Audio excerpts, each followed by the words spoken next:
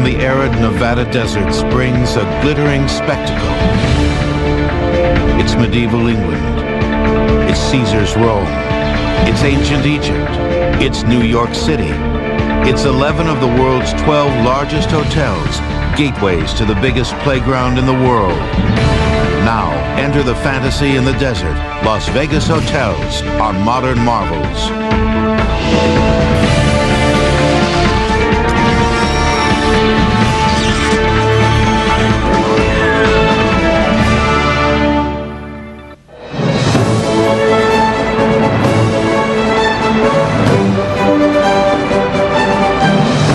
In Las Vegas, form follows fantasy. And in all of these fantasy environments, you find ideas, emotions that tap into some very deep feelings of the mass market. There's a desire for a sense of meaning, of narrative, being able to put yourself into these different stories, whether it's pirates or ancient Egypt or South Sea Islands or the Old West. The storytellers behind Las Vegas hotels have proved the truth of build it and they will come. Between 1990 and 1996, the city added 33,000 new hotel rooms, and an equal number of new visitors flocked to occupy them. What other city in the world, from the moment you arrive, do you become part of a fantasy? We're the world's largest adult theme park, where you recognize you're going to come and for 3 to 5 days, you can be anywhere you want to be and anyone you choose to be. Pirates unloading contraband on the dock! The scurvy cutthroats and the cheat that fly the Jolly Roger!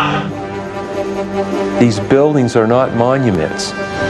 They sometimes are getting perceived as monuments, but they're not. We're going to change them. We are going to change these buildings. I mean, I have been doing this for 20 years, and even I have torn down things that I have built in that short of a career.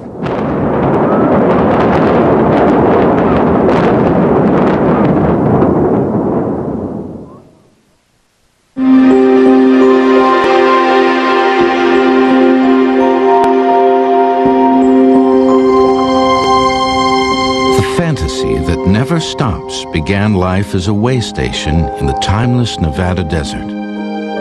Located on the rail line between Los Angeles and Salt Lake City, Las Vegas was established in 1903 as a sober working-class community to support the railroad. The tiny hamlet went about its quiet ways until government actions transformed the area. In 1931, gambling was legalized. The same year, construction began on the Boulder Dam, just 30 miles from the city limits. The dam, later renamed for Herbert Hoover, flooded the area with thousands of workers, eager for a place to spend their paychecks on Saturday nights. The population expanded because of so many thousands of workers working on the dam, but also Las Vegas had never seen itself as a resort community.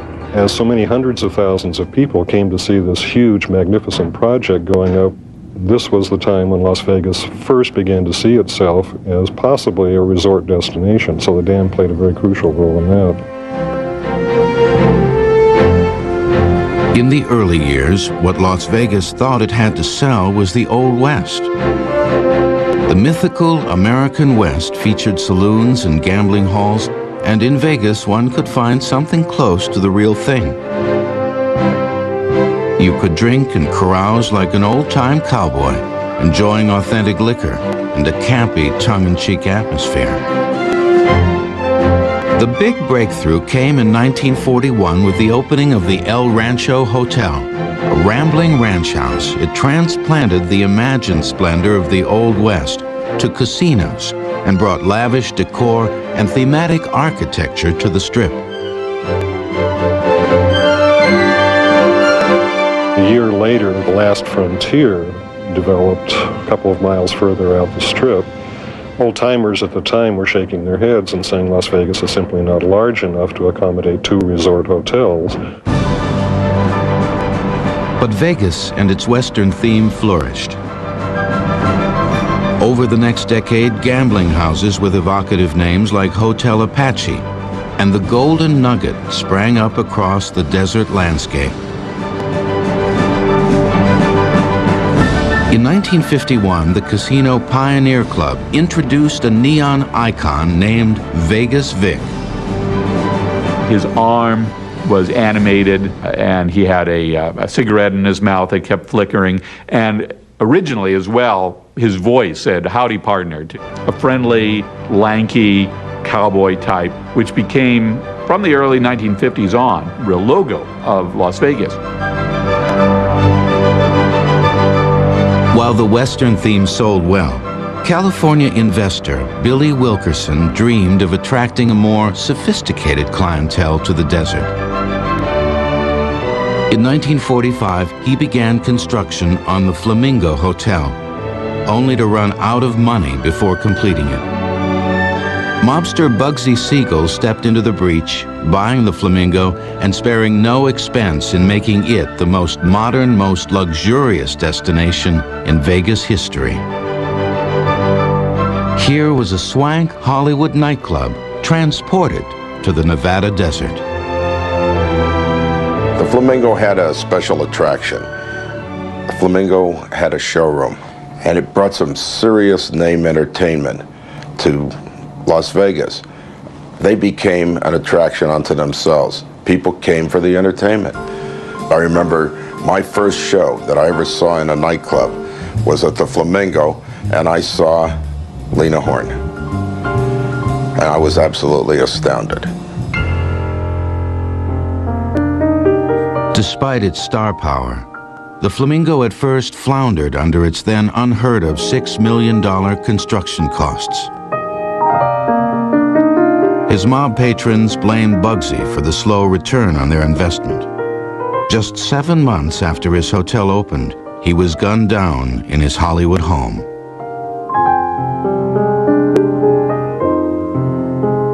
Bugsy was singularly unsuccessful until he died. And I think people came to Las Vegas to see what this guy created, what had gotten him in so much trouble that his business associates had eliminated him. The Flamingo's first owner had gone bust. Its second had spent other people's money with abandon and paid the price.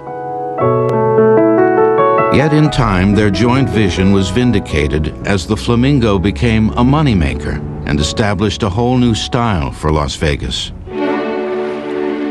Attracted by plush surroundings and top entertainment, men in tuxedos and women in evening gowns came to gamble away their riches.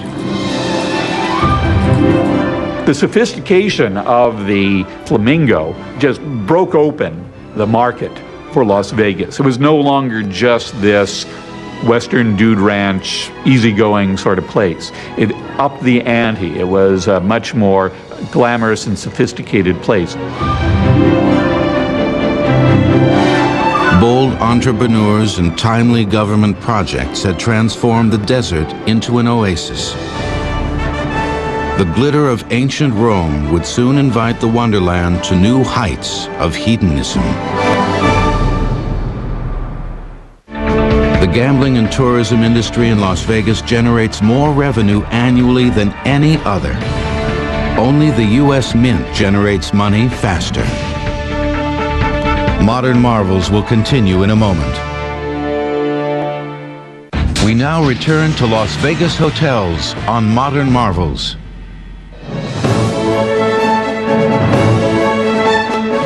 With the success of the Flamingo Hotel, Las Vegas entered a golden age of expansion. Self-contained casino resorts sprang up as fast as they could be built. By the mid-1950s, Highway 91 in the middle of Nevada had become a glittering 3-mile tribute to hedonism. What followed the Flamingo, one after another, were bigger and more hotels, more of everything. And they were all little mini oases. Each new pleasure palace was determined to top the rest. In 1953, the Flamingo was forced to remodel to compete with the ultra-modern Sands Hotel. The casinos vied to attract top entertainers, and gambling revenue allowed them to lure talent like Frank Sinatra, with paychecks of $50,000 a week.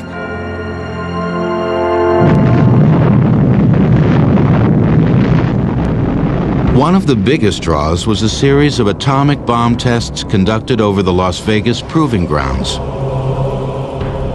Las Vegas learned how to use the nuclear bomb for publicity. They would have things like Miss Atomic Bomb contests. They would have mushroom hairdos. There was a contest for atomic cocktails.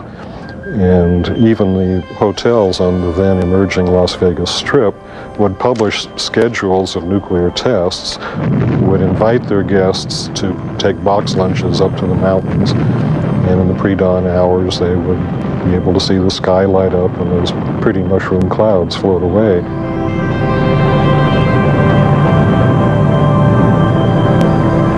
The entertainers, the atomic picnics, the resort amenities, all were merely devices to draw customers into casinos. Inside, then as now, there were no clocks, windows, or easily found exits, creating an air of unreality that treated gamblers like bouncing pinballs. There tended to not be straight axes through casinos. You kind of had to wind your way through.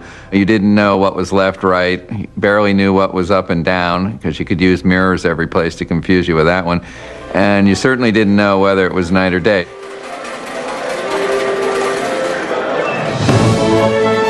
In the 1950s and 60s, Las Vegas was a completely car-oriented environment.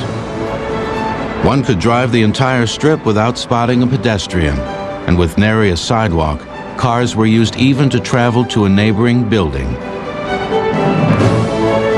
Hotel architecture adjusted to accommodate the car, providing ever flashier signs designed to be read from the highway. In Las Vegas, they took the neon sign and they made it something completely unique, completely new. It was this image of the neon sign, which told you everything you needed to know about the building and why you should be there. It drew people in.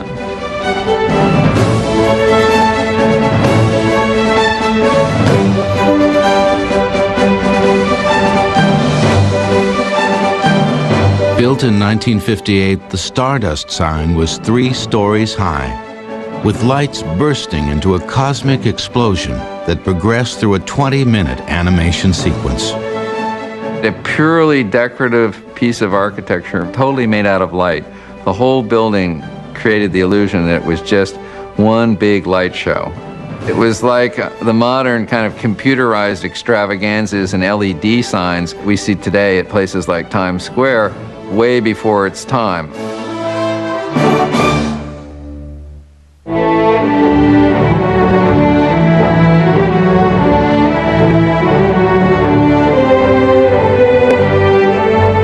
In Las Vegas of the 1960s, builder Jay Sarno stood out as a showman and a visionary.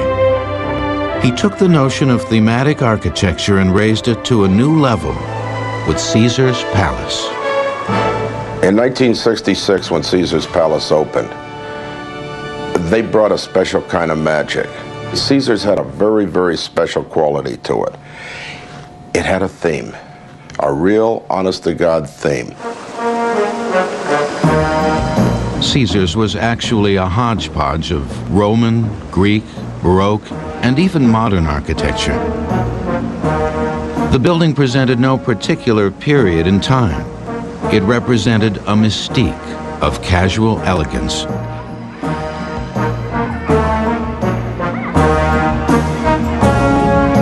From the swimming pool shaped like a Roman bath, to the heroic statues strewn about the casino, this was the most completely themed casino Las Vegas had ever seen.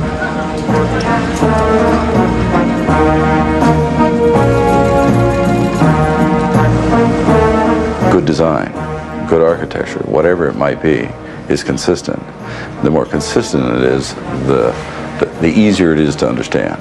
You don't want the experience to be a cerebral experience. You want it just to happen. You don't want anybody to think about it. You want them just to enjoy it. From the moment they walked in the door, guests at Caesars enjoyed the feeling of being special. And they happily paid a premium for the experience. Caesar's Palace, there's no apostrophe in there. It's plural, Caesars. And Sarno explained this as everyone who comes there is a Caesar. He wasn't talking about any one Caesar who had this palace. Any visitor, any gambler who came to Caesar's Palace was a Caesar. This was theme architecture.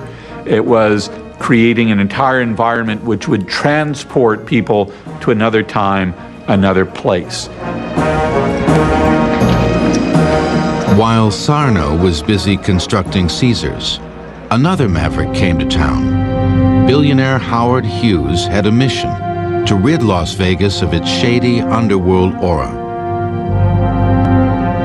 From 1965 to 1970, he lived in the penthouse floor of the Desert Inn, going so far as to buy the hotel when they threatened to evict their eccentric tenant.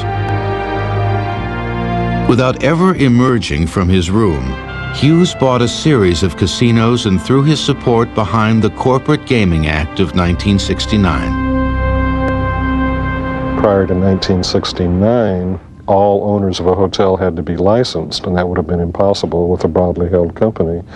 After 1969, of course, corporations like Holiday Inn, MGM, Bally's, and so forth could provide enormous sums of money for the future development of Las Vegas. Fueled by deep corporate pockets, Vegas turned to mega hotels, huge structures with thousands of rooms. These hotels were among the largest in the world. Their use as casinos only added to the difficulty of designing them. They're buildings that operate 24 hours a day, 7 days a week. That brings a whole nother multitude of problems that need to be dealt with in a facility that never sleeps, it never closes down. Unique design problems for the 21st century. Caesar's impresario Jay Sarno had shown the limitless potential of hotel theming. Howard Hughes had cleared the way for corporate America to invade the world of gambling. Backed by imagination and money, Vegas hotels were poised to reach for the sky. The 120-foot-high sign in front of Circus Circus featuring Lucky the Clown was built in 1968 for a cost of $1 million. The hotel itself cost just $15 million. Modern Marvels will continue in a moment. We now return to Las Vegas hotels on Modern Marvels.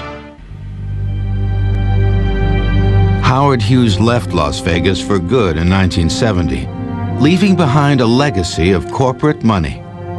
In his wake, international hotel chains moved in, erecting larger versions of their typical buildings. It changed the atmosphere of Las Vegas. You didn't have these individual crazy entrepreneurs with a vision who were able to force through something like Caesar's Palace, who were able to force through by their own will something like the Flamingo Hotel. High-rises began dominating the Strip, dwarfing and replacing the great neon signs that had defined Las Vegas. A single hotel casino might service 3,000 guests, along with nearly as many support staff, demanding a vast infrastructure. You have to take into consideration the fact that there has to be a huge amount of redundancy. So you never rely on one water source. You never rely on one power source. Things that are at the heart, the energy that the building requires for its physical demands, are engineered in a completely different way because of this factor of never closing the building down. I mean, that is the mortal sin, never to close the building. Las Vegas's new corporate masters soon realized that size meant little without a storyline behind it. The way to a customer's heart and his wallet was to create the best costume party around and ask him to join the fun. What we do in Las Vegas is that we put you on stage. We invite you to come onto our stage. What we'd like to inject into the whole thing is romance. The way romance makes us feel, we never get tired of. So if we can incorporate romance into something, then I will have you back and back many, many times and enjoying yourself and feeling wonderful about yourself.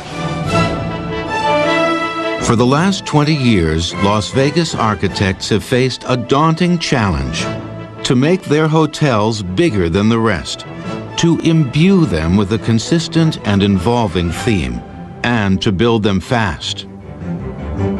With so much money at stake and constant pressure to relieve a fickle public of their hard-earned dollars, these steel giants leap skyward with astonishing speed.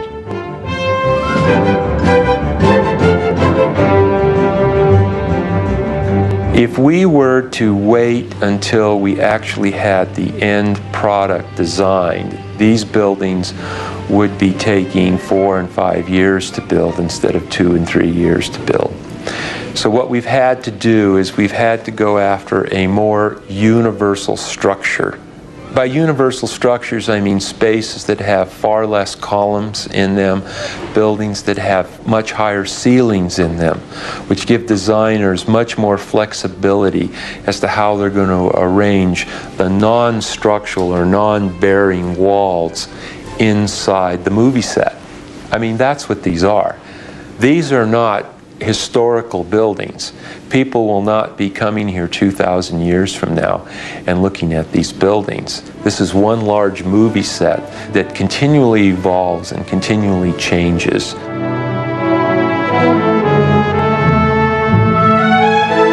Suddenly, in 1978, Las Vegas faced its worst nightmare when Atlantic City, New Jersey legalized gambling. In the years since, gambling has spread to scores of reservations, riverboats, and localities. Contrary to original fears, the competition has actually benefited Las Vegas. As it has grown over the years, Las Vegas has become the place to come. It's the Mecca for gamblers. There are so many other things going on around the country, but basically all that does is whet the appetites for people to come to the Mecca. The original MGM Grand, opened in 1972, was both quasi-film set and brassy evocation of 1920s movie palaces. Presenting grandeur with a popular flair, it offered children the magic of movies and adults the nostalgia of a bygone era. Anticipating huge crowds, the MGM architects turned a dilemma into an opportunity, designing a massive porte-cochere, an outdoor awning capable of covering scores of limousines. At once decorative and functional, the porte-cochere created the grand entrance, an elegant ceremony presided over by costume doormen. This started a trend. You'll see in a succession of hotels after that, each porte-cochere got larger, more glamorous, more glitzy throughout the 1970s. In 1980, tragedy struck when a deadly fire swept through the MGM Grand, killing 84 people. During the blaze, some gamblers on hot streaks refused to leave the football field-sized casino and were finally herded out just minutes before advancing flames consumed its 1,000 slot machines.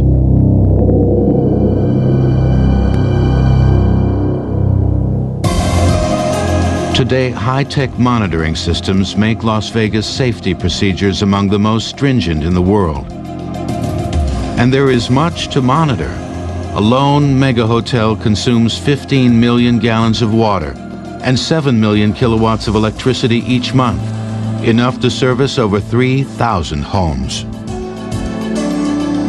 Technology helps also to safeguard the profit margin as eye-in-the-sky cameras capture the play at gaming tables.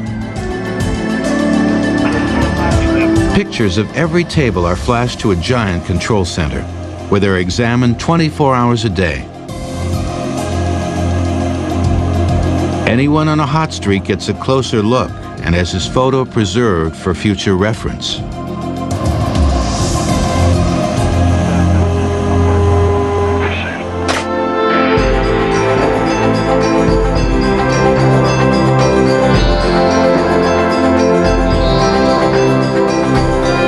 With an even greater concentration of huge hotels, Las Vegas has gradually become an urban environment.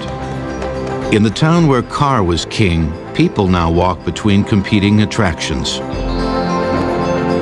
The hotels have literally put their front doors right out on the edge of their property with some kind of big moving sidewalk, like into the Mirage or into Caesar's Palace, that scoops you up right at the very edge of the sidewalk and whisks you into the casino. The funny thing about that is, of course, that those moving sidewalks only work one direction. It isn't like in an airport where you can take a moving sidewalk going both directions. In Vegas, you can only go in. You're on your own getting out. Whether on foot or in a car, visitors to the Strip frequently find themselves trapped with mobs of fellow fun seekers. Personally, I think gridlock is good. I think gridlock is part of the reason people come to Las Vegas. They love to be with other people. This is Times Square almost every night of the year. Like Times Square, in recent years, Las Vegas hotels have decided to clean up their act. Beginning with Circus Circus in 1975, they have actively pursued the family market. Gone are most of the semi-nude dancing girls. In are the arcades and the animal acts.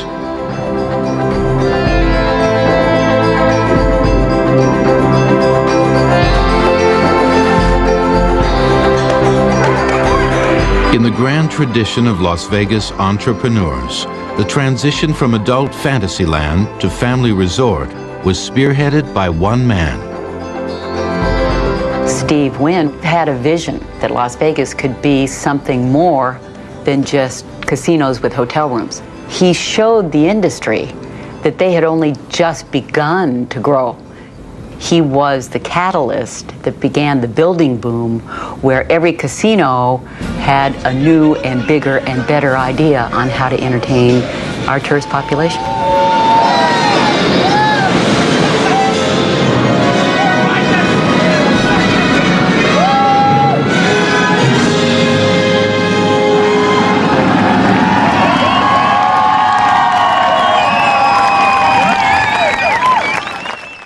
When the MGM Grand opened in 1993, it took 39 armored cars 2 nights to move the $3.5 million in quarters necessary to run the casino. Modern Marvels will continue in a moment. We now return to Las Vegas hotels on Modern Marvels. In 1977, Vegas pioneer Steve Wynn bought the old Golden Nugget Casino. He promptly added his first hotel wing, threw in a dash of salesmanship, and revived it as a money-making operation. Quiet beginning to what became a very loud empire.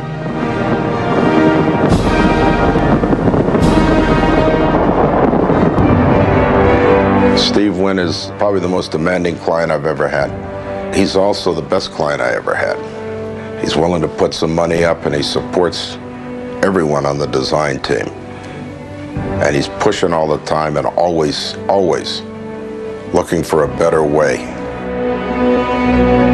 To create the Mirage Hotel in the late 1980s, Wynn raised a then unheard of $700 million. He was building the most costly hotel in Las Vegas history and gambling on selling a new concept. With the opening of the Mirage, Las Vegas took an entirely different direction, where it wasn't just about gambling. It was about each hotel being an attraction in and of itself. Wynne envisioned the Mirage as a South Seas paradise, an irresistible tropical playground sprung from the Nevada desert. With the Mirage, Wynne promised a complete environmental experience to dwarf even Caesar's Palace.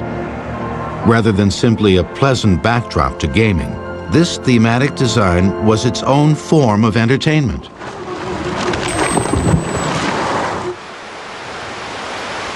Wynne boldly presented his new kind of casino by building the first major street-side attraction in town, a 40-foot erupting volcano.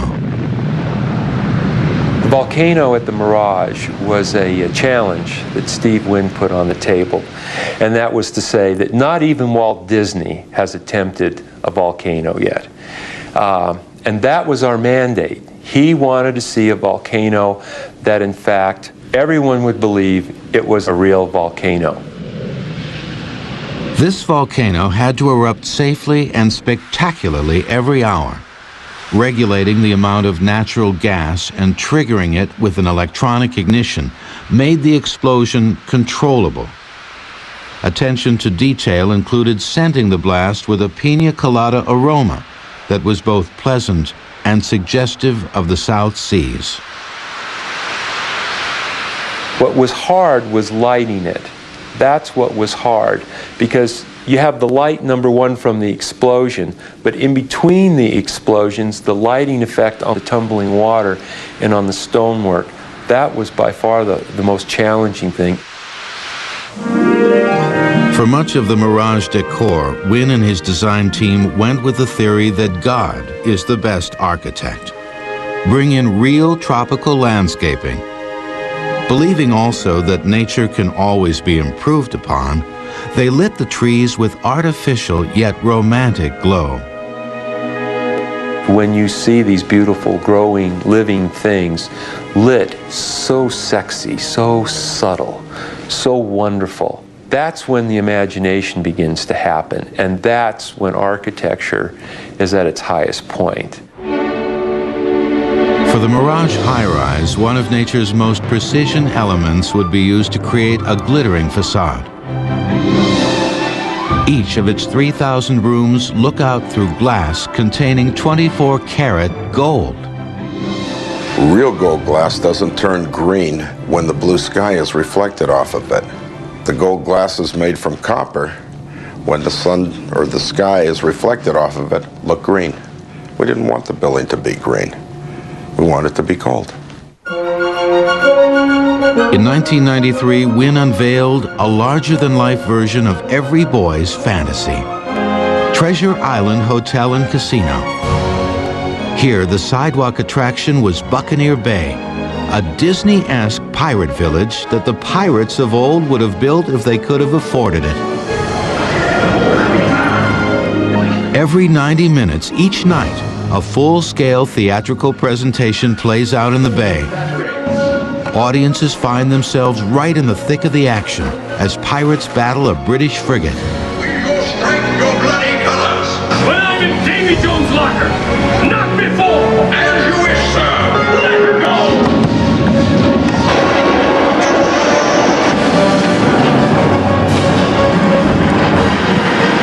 While Steve Wynne was busy transforming Las Vegas into his version of Disneyland, others began to realize a hidden secret behind the Magic Kingdom.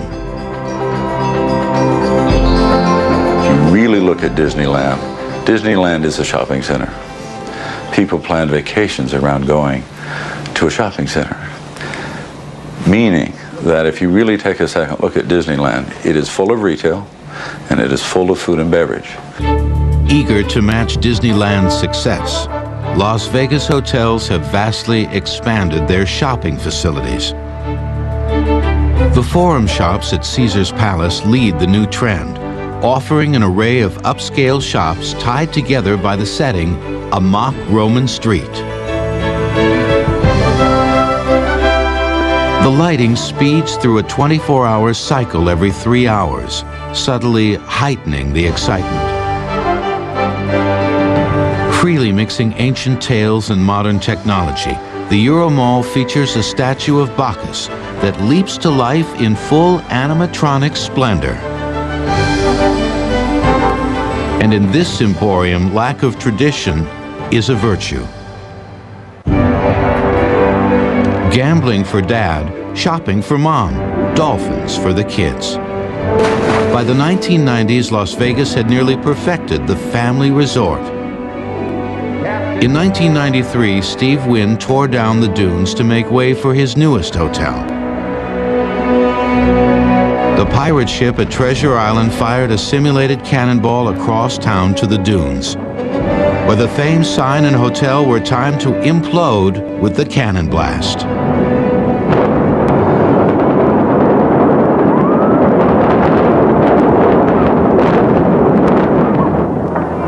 It was a unique show and a spectacular symbol of out with the old, in with the new.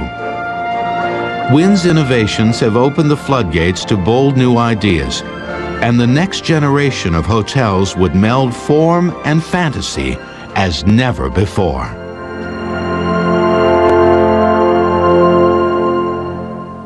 The Caesars shopping complex cost over $100 million to build. It draws about 30,000 visitors a day. Modern Marvels will continue in a moment. We now return to Las Vegas hotels on Modern Marvels.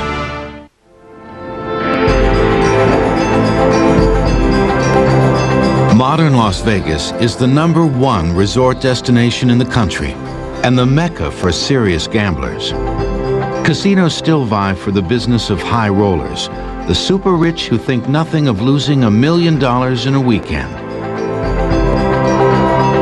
The ornate Pompeii suite at Caesars Palace lists at $7,500 a night, but invariably is given gratis to high rollers.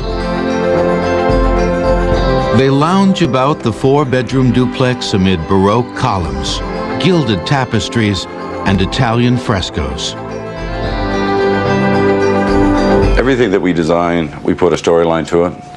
Whether it's a restaurant, whether it's a shopping center, whether it's a casino, we create a storyline. So we have a beginning, a middle, and an end. Each storyline is complemented by the latest technology. Racing to provide customers with the hottest new thrills, hotels are constantly upgrading their attractions to boost sensory stimulation. Sound systems that are in the casinos and in the restaurants are extremely complex. They're as complex as what you might find in any good movie studio. And we actually have departments and divisions of people who look at sound for these different environments on a continual basis. In recent years, the best show in town has become the buildings themselves. 1990 brought the 4,000-room Excalibur, an Arthurian extravaganza complete with moat, drawbridge, and fire-breathing dragon.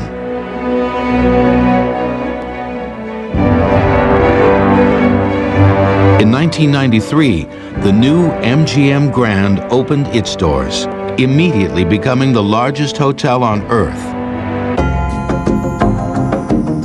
Perhaps the most distinctive building in town is the Luxor Hotel, an ultra-modern take on ancient Egypt.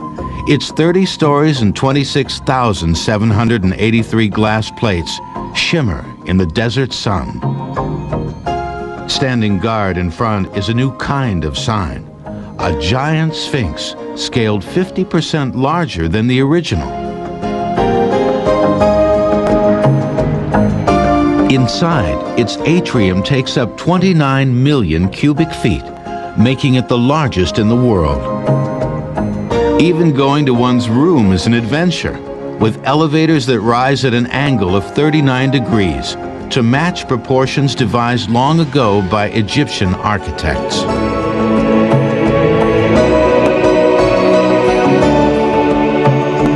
At night, the pyramid performs a vanishing act. It's like a black hole in the middle of the strip. Everything else is lights and waving all these megawatts at you to get your attention, and suddenly there's this totally negative thing, this big black object that's almost invisible at night. The Luxor is topped by the brightest beacon in the world, 40 billion candle power of light shooting into the night sky. Ironically, since light is only visible when it hits something, and the desert air is especially clean, this super searchlight does little but cause havoc for pilots flying overhead.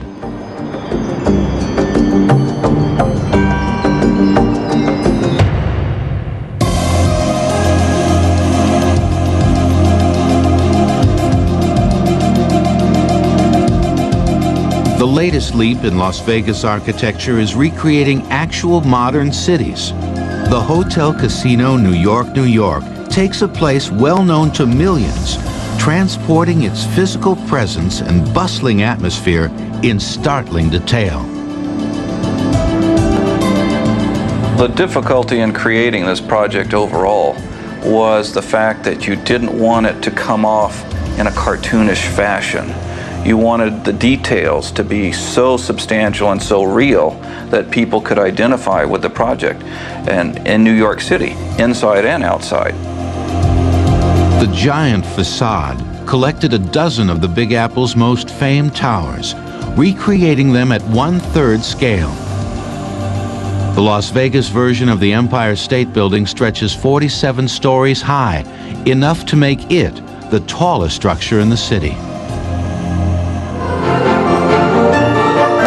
The idea that it was a very large project didn't really hit us until we found out that between this project and the one next door, we had consumed all of the number 11 reinforcing bars and 14 reinforcing bars in the country.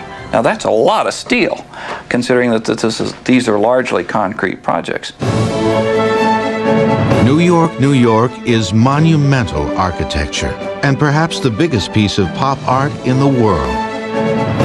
It draws people into a unique environment, surrounding them with Art Deco details of New York in the 1920s.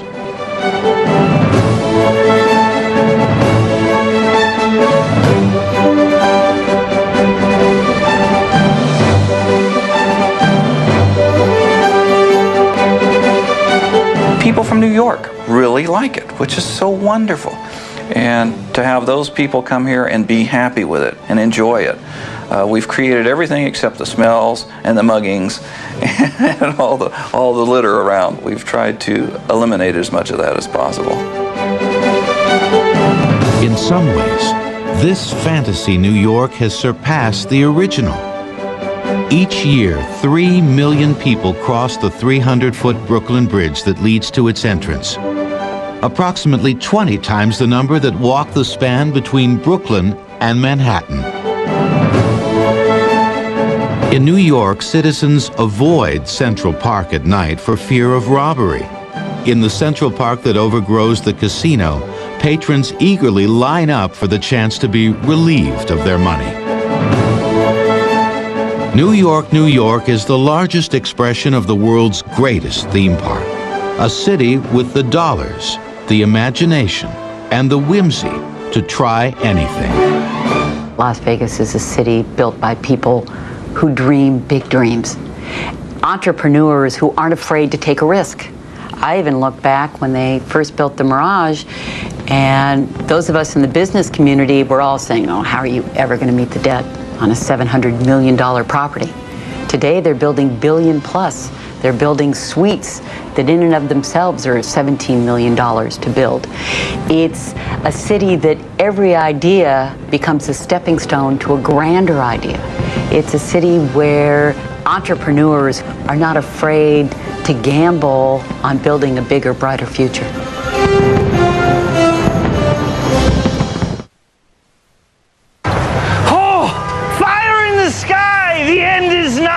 Get your marshmallows on your sticks, kiddies.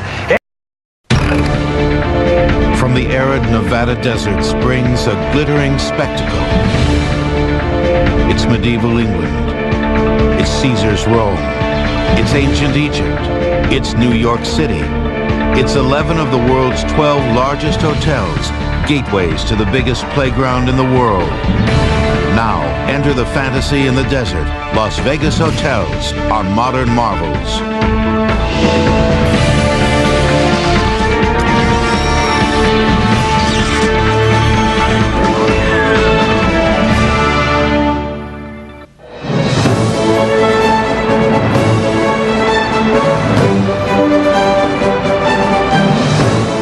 Las Vegas, form follows fantasy. And in all of these fantasy environments, you find ideas, emotions that tap into some very deep feelings of the mass market.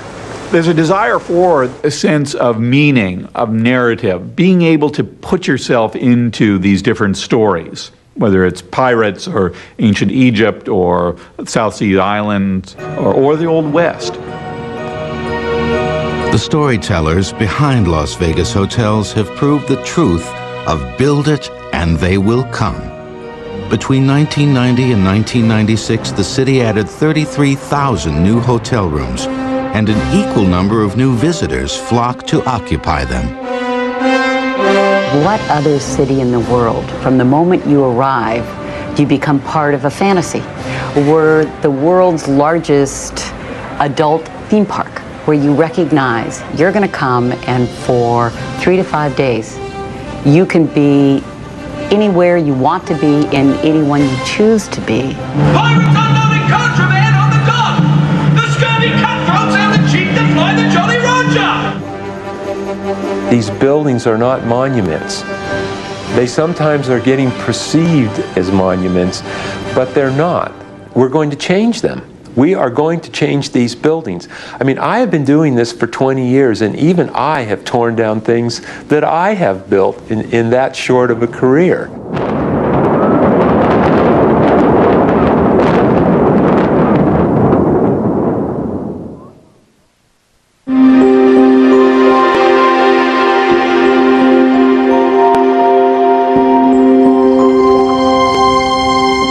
Fantasy that never stops began life as a way station in the timeless Nevada desert. Located on the rail line between Los Angeles and Salt Lake City, Las Vegas was established in 1903 as a sober working-class community to support the railroad. The tiny hamlet went about its quiet ways until government actions transformed the area. In 1931, gambling was legalized. The same year, construction began on the Boulder Dam, just 30 miles from the city limits. The dam, later renamed for Herbert Hoover, flooded the area with thousands of workers, eager for a place to spend their paychecks on Saturday nights. The population expanded because of so many thousands of workers working on the dam, but also Las Vegas had never seen itself as a resort community. As so many hundreds of thousands of people came to see this huge, magnificent project going up, this was the time when Las Vegas first began to see itself as possibly a resort destination, so the dam played a very crucial role in that. In the early years, what Las Vegas thought it had to sell was the Old West. The mythical American West featured saloons and gambling halls, and in Vegas one could find something close to the real thing. You could drink and carouse like an old-time cowboy, enjoying authentic liquor and a campy, tongue-in-cheek atmosphere. The big breakthrough came in